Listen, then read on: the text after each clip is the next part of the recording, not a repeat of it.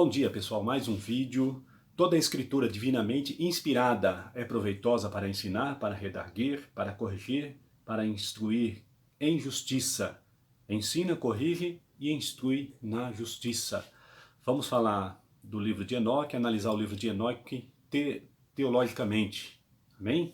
Vamos lá, para alguns entenderem. Tem muitos vídeos aí que falam sobre o livro de Enoque, então eu não vou entrar em alguns méritos não.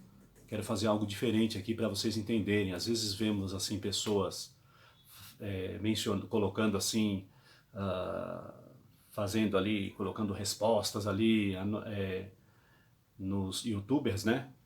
Dizendo, por que o livro de Enoque não faz parte da Bíblia? E muitas dessas pessoas não conhecem as Escrituras. Não conhecem, nunca fez um curso de teologia, não tem, e até cristãos mesmo. E esse livro é adotado lá pelos etíopes e os samaritanos também. Hoje, para vocês terem ideia, existem os samaritanos na colônia ali em Israel, e eles têm adotado, se eu não me engano, esse livro de Enoque também. Então, vamos entender, né? O livro de Enoque tem o Enoque etíope, tem o Enoque eslavo e o Enoque hebraico. O Enoque etíope ele foi escrito 300 anos antes de Cristo, o eslavo a Idade Média e o Enoque hebraico século V, século VI. O livro de Enoque que eu quero falar é o Enoque Etíope, né? Eu li esse livro, comecei a ler, analisar, ver assim o conteúdo do livro e vou falar sobre ele.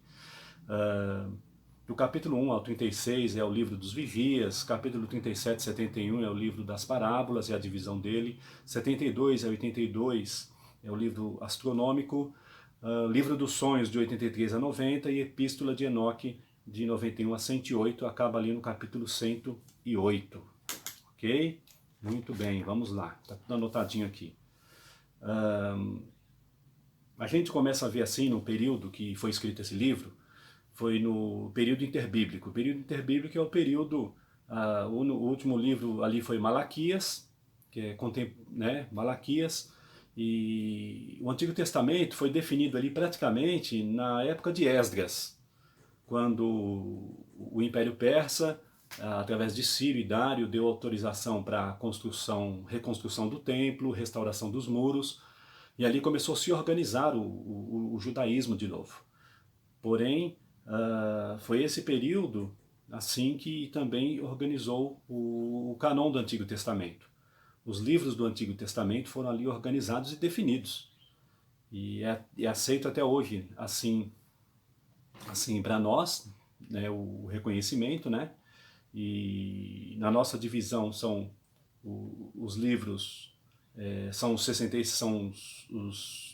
39 livros, né, do Antigo Testamento, se eu não me engano, 39 livros, e os 27 do Novo Testamento, que já é outra história. Mas vamos ficar ali no Antigo Testamento, assim para a gente poder entender. Então vamos lá, né? Até o século IV,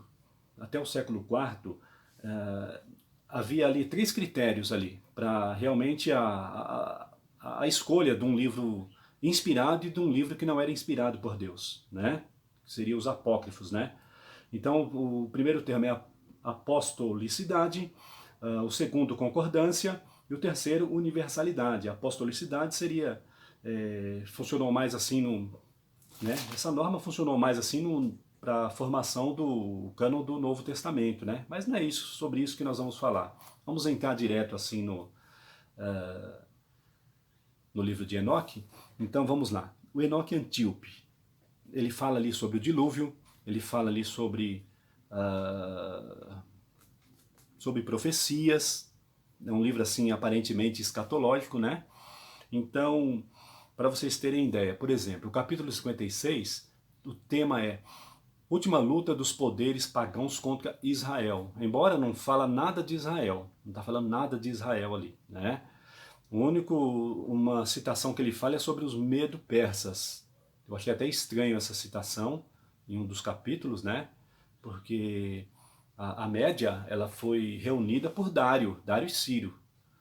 Assim, praticamente, quando eles ali dominaram a Babilônia. E ali teve uma contribuição para que se reorganizasse assim o povo de Israel, os judeus, né? Porque então eu achei muito estranho. É, vamos ver então, né? Ah, a narração, a narração assim do livro, ele é muito assim, vamos dizer, você percebe uma narração muito fraca, né? No sentido de profecia, no sentido de para você não ter uma ordem cronológica, né? Por exemplo, e depois disso, né? Quando você lê, por exemplo, o livro de Isaías, você lê o livro, até mesmo os profetas menores, você vê a riqueza da narração e ali tem uma ordem ali de sequência e acontecimentos, né? Por exemplo, ele tira um foco, o foco dele seria Enoque como o intercessor e não Deus. É como que ele narra como que o homem tem a percepção de que vem algo mal no mundo, o homem tem a percepção do pecado e que o mundo vai, aí o homem intercede e você não vê Deus falando com o homem. Ali tem os anjos, né? Tem ali os sentinelas, que são os anjos caídos, tem os anjos, assim, mas é muito pouco, assim, você vê quando está interagindo. Por exemplo, Noé clama, Noé percebe que o mundo está mal, Noé clama e quem vem falar com Noé? Quem vem falar com Noé é Enoque. Ali já sai fora daquela passagem quando Deus ali, ele viu que a iniquidade do mundo já estava nos limites, Deus olhou do alto e achou graça em Noé. É a primeira menção de graça. Graça o que significa? Favor não merecido. Quer dizer, o homem não merece. Deus achou graça e ali revelou a Noé o que ia acontecer. Mas no capítulo do livro de Enoque, quem vem falar para Noé sobre o dilúvio é Enoque. Enoque, ele praticamente já havia praticamente sido arrebatado quando Noé nasceu, né? Então, quem vem falar com ele ali naquela situação é Enoque. O livro ele não tem um senso assim de entendimento com relação à salvação e condenação. O capítulo 103 tem um tema diferente destino dos justos e os pecadores. Por exemplo, tem um versículo 14 diz assim: fomos desprezados, não encontramos ninguém que nos apoiasse, ao menos com uma palavra. Quer dizer, o Enoque assim, narrando como que precisava de uma palavra do homem, de ajuda de alguém, né? Você vê nas escrituras não tem nada, né, com relação a um sentido dessa narrativa. Vamos lá. Não tem um senso de, por exemplo, de justiça. Dá a entender, por exemplo, que ser rico é pecado. Dá a entender que ser rico é pecado pela narração do livro, né? Se você ler a simples parábola de Lázaro e Rico, você entende ali um senso de salvação, de arrependimento, e realmente ali você vê toda essa narração que o próprio Jesus ali, ele falando ali sobre a parábola de Lázaro e Rico, né? Então você ali vê totalmente diferente. Outros lugares também falam sobre o dilúvio, né? O anjo, aí antes de Enoque saber do dilúvio, ali tem um termo aqui que fala: o anjo da paz revela a Enoque o dilúvio, é o capítulo 54, lá do versículo 10 e 11 lá. E como eu falei, né, Enoque vem a Noé em resposta de clamor. Noé estava orando e Enoque que veio e falou para ele. Então, ele tira, por exemplo, assim, sabe, a visão de Deus como intercessor e Enoque passa a ser o intercessor, né? Então isso aí é totalmente contrário mesmo às escrituras. Você não vê nada nas escrituras com relação a isso, em toda a Bíblia, você não vê. Por isso que você começa a ver que realmente não é um livro inspirado inspirado por Deus. E como eu disse, ele foi escrito num período onde Deus não falou. Deus ali encerrou em Malaquias, e foi esse período surgiu também o livro de Macabeus e outros livros aí muitos outros aí que não entraram nas escrituras. Ok? E entra em contradição, né, como eu falei em Gênesis 6:8 lá, onde Deus faz a primeira menção de graça, que pela graça sois salvos por meio da fé. Isso não vem de vós, é dom de Deus. Então vem de Deus. Interessante que dá a impressão que o homem ele ele tem, por exemplo, ele tá em cima de um alto monte e ele tem a visão de todo mundo, ele é onipresente. Ele tem esse dom agora, o homem é onipresente, ele percebe o mal e agora ele vai interceder para Deus ter misericórdia, né? Então é totalmente fora isso daí, ok? No capítulo 55, versículo 1 ao 5, Deus não sabe o que faz. Ali você vê um arrependimento, ali uma coisa muito estranha ali, esse versículo. Um ancião de dias, né, dizendo Deus arrependeu-se. Fala também alguma coisa sobre o arco, então ele começa, ele dá a entender que ele pega esses tópicos mesmo das escrituras e aí vai. Tem uma passagem também que ele fala que o avô dele, parece que o avô dele é Malael, né? Você vê lá na genealogia, você consegue ver lá. E ele também fala que estava lendo um livro. Gente, naquela época não tinha livros. Não tinha livros, o papiro, assim, tudo. E tem mais, né? Depois do dilúvio, se acabou tudo. As primeiras escritas, nós vemos lá, as escritos em tabletes lá dos mesopotâmios, né? Então, totalmente fora. Ele dá uma narrativa que dá a entender que Noé guardou esses livros aí e depois foi passando, né? Mas a gente vê assim, pela análise assim de historiadores das escrituras, que ela foi narrada oralmente, os contos. Tanto é que você vê o conto do dilúvio, os mesopotâmios contam uma versão, os chineses contam uma versão, muitos povos contam uma versão, porque foi a narrativa. Porque de Sem, Cã e Jafé, começamos a entender que dali as gerações se espalharam ali. Então, capítulo que ele fala, narra sobre os medo-persas, por exemplo, não tem sentido, porque não existia os persas naquela época. Os medo-persas junto, assim. Ele podia, se ele falasse média, dava até para você aceitar, né? Porque você sabe da onde veio a média ali. Não sei se é de Cã, né? Ou de Jafé, veio essa linhagem. Só a gente analisar. Isso aí você consegue ver lá na Wikipédia, lá, por exemplo, as gerações que saíram de Sem, Cã e Jafé. Sem, Cã e Jafé, né? Então vamos lá. Ele narra um conflito totalmente o contrário. O conflito dos eleitos, que seria o povo de Israel, né, com os persas. Quer dizer, gente, os medo-persas foi bênção para Israel, aonde ali houve a liberdade da restauração e reconstrução do templo, 500 antes de Cristo, 500, 600 antes de Cristo. Então ele totalmente o contrário. Então não tem como você se enganar, né? Então vamos lá. Quando a gente começa a ver assim o segmento, né? Eu fiz uma anotação aqui, ó. Abraão recebe promessa, né? Vamos falar de revelação. Deus ali falou com Abraão. Então você vê que as escrituras têm um segmento. Ó, Deus falou com Noé, Deus falou com Abraão, falando das escrituras agora. Ali Deus fez promessa para Abraão e dali nasceu os hebreus e depois veio os patriarcas, né?